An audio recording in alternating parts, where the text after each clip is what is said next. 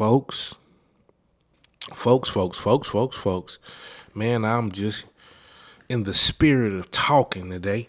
And one thing that I've learned is when you in the spirit and you in that mood, you do not put that to the side or prolong that because motivation fades.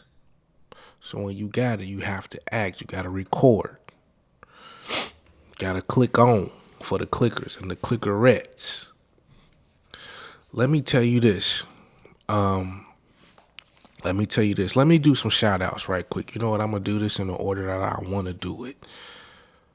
We ain't thinking about no algorithms or nothing. We just doing it how we want to do it. I try to stay close to that. Shout out CS Tokyo out there in Tokyo getting it done on this film too. Shout out Big Clicker D Griffith, the newborn baby. Just the other day, he hit me and confirmed. Shout out. Who else we shouting out? Shout out Miss Amora. Say they busier than ever. Business picking up. It's booming. Who else need a shout out? Just make sure you send me in your testimonials of how things are getting better and better for you as you've been interacting with the page. And not just on me, but interacting with God, interacting with yourself. I don't want to hear no sob stories in the comments. Does that mean we don't want that energy in the comments? I like it when y'all say, yes, that's right. And look what the Lord has done since then. Yes, that was the case, but I got it out. That's what we want to hear.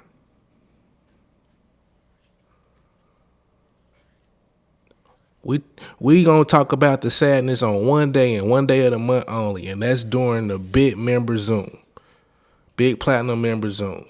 That's the day for that. Other than that, we rejoice. I might change my stance on that, but that's how I feel at this very second, guys. But shout out to those people that's getting it popping. Shout out to Kelly getting on her feet, staying on her grind after some trauma.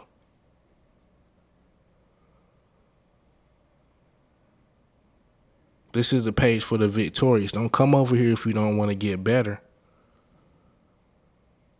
Ain't that what it's a little scripts? This is pop out season. Ain't this what the scriptures say?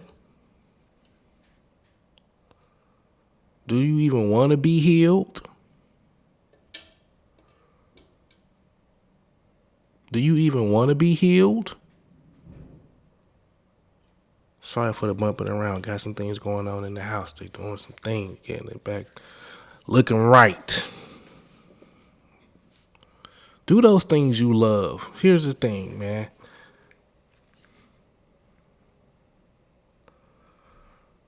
The devil eats sadness and depression.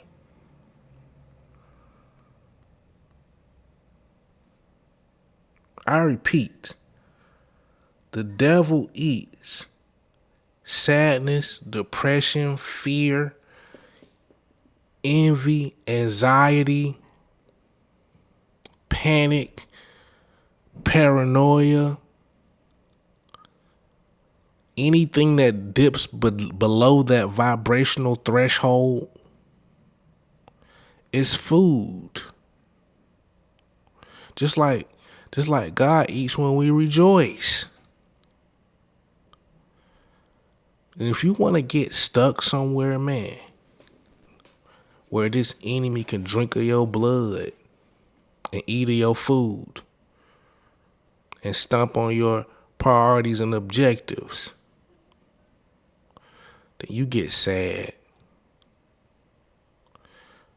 You get depressed. You get anxious. And you stay there. The longer you stay there, I just seen this vision so clearly. The longer you stay there, it's like whenever the vultures come down on the piece of road food.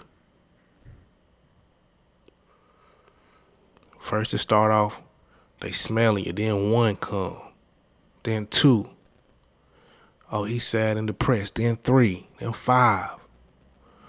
The next thing you know, it's 15 birds out there feasting on you. So only the carcass will remain. So you only have, like, when I talk about the self-care as your weapon,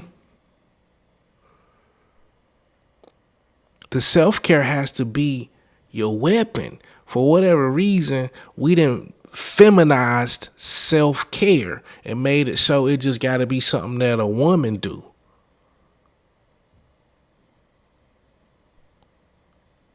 This fight is for everybody.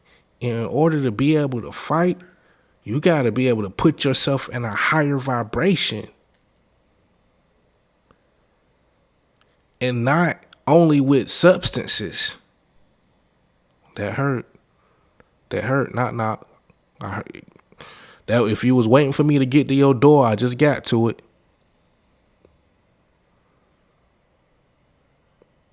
Not just with substances. You got to be able to say, man, I sat there out in front of the fire and I was renewed. I sat there and took a bath and I was restored. I took a shower and that brought me back. I did some meditation that brought me back. I went and stood into that grass a little bit and let my feet touch the earth that brought me back. I took a trip. I did some shopping. Got my house cleaned. Got my nails done. That brought me back. Because if I sat there and got all the way sad, these scooters was going to eat me.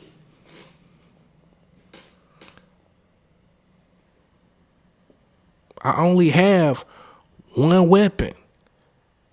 And that's my strong vibrations. So I got to get them things up as high as I possibly can. So when it's your day to get your hair done and you looking at the bank account, it's like, I could get it done, but it's going to wipe me. Or, I don't know, use your discernment, but get your hair done, man. You need that. You need that.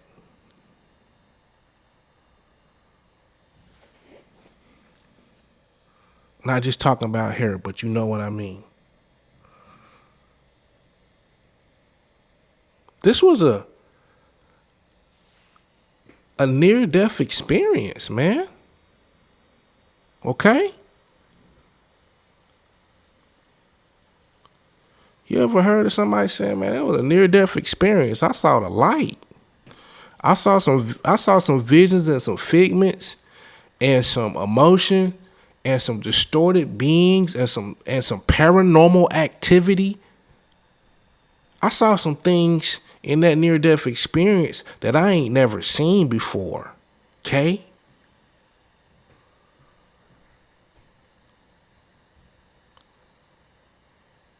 It was a sighting.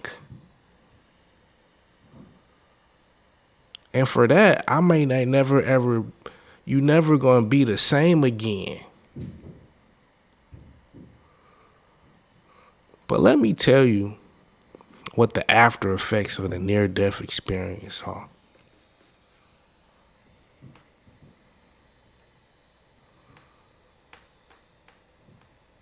Let me tell you what the after effects of a near-death experience are. See, because a lot of y'all don't like it when we talk like that, but these is deaths. It's deaths of former selves. It's deaths of versions of you. It's deaths of thinking. It's deaths of certain states of different relations. It's deaths of certain relationships with family. These is deaths. These is near-death experiences. We're not even talking about the individuals that click on here that actually then been taken to the end of their life physically. Okay? But there's after effects, man. This is what they didn't anticipate. They did not anticipate the after effects of a near-death experience. Let me see what happens.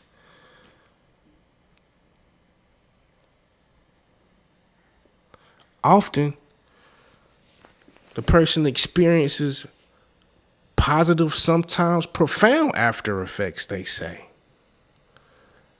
They start to experience a sense of bliss and euphoria in their lives, scientists say.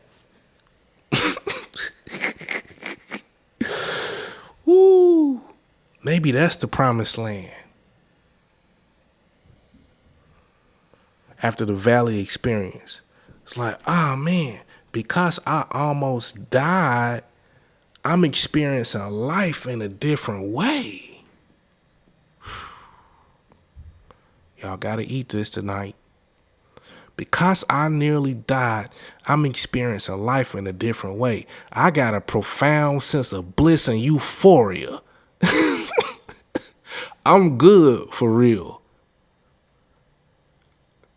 Sometimes you can have such a bliss and euphoria that you don't even know how to take it. That's PTSD.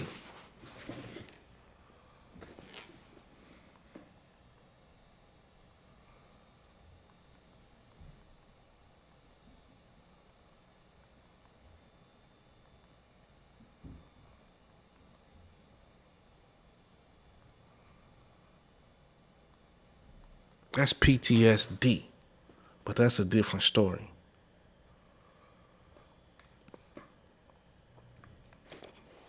Hold on, let me pause. Sorry about that, guys. Thank you for clicking on. Continue to click on. Hopefully you only heard a brief pause.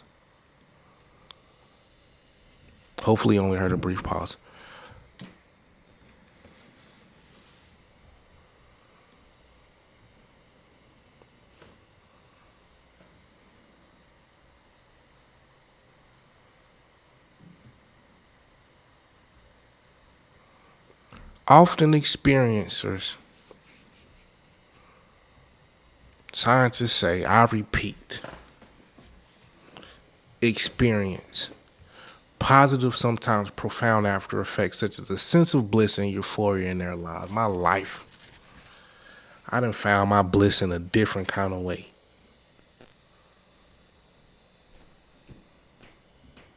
I had to go to the end of it to see what real joy is.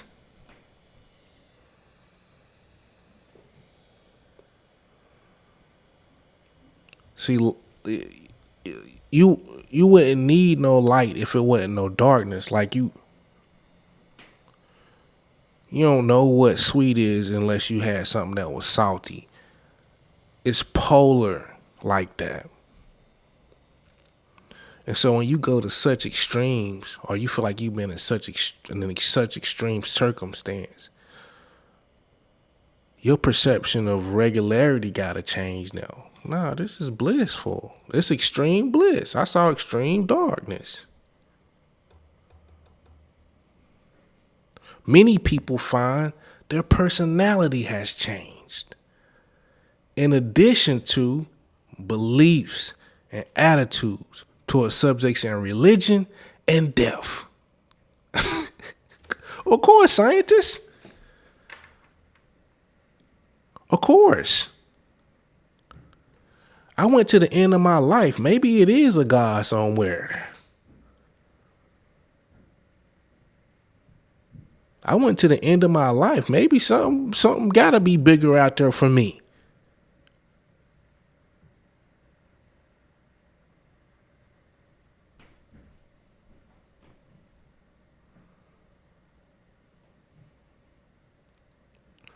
Also, scientists explains psychological transformations such as experiencing heightened sensation of noise or other senses. Gosh, what would you expect, man? I interpret sound different. I look at light different. When I see people, my senses is high. I can see through you. I was in a near-death experience. And these are my after effects.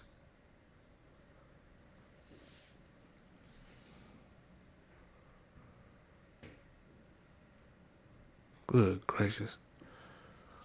Also, individuals experiencing increased or decreased need for sleep and some level of sensitivity towards electromagnetic fields. Man, look, man, I had a near-death experience. I'm even when I walk past the VCR, it might rewind the tape. I'm charged up. I need more sleep. I need less sleep. I can operate now off 3 hours and be good all day. Video, kids. I had a near-death experience, man.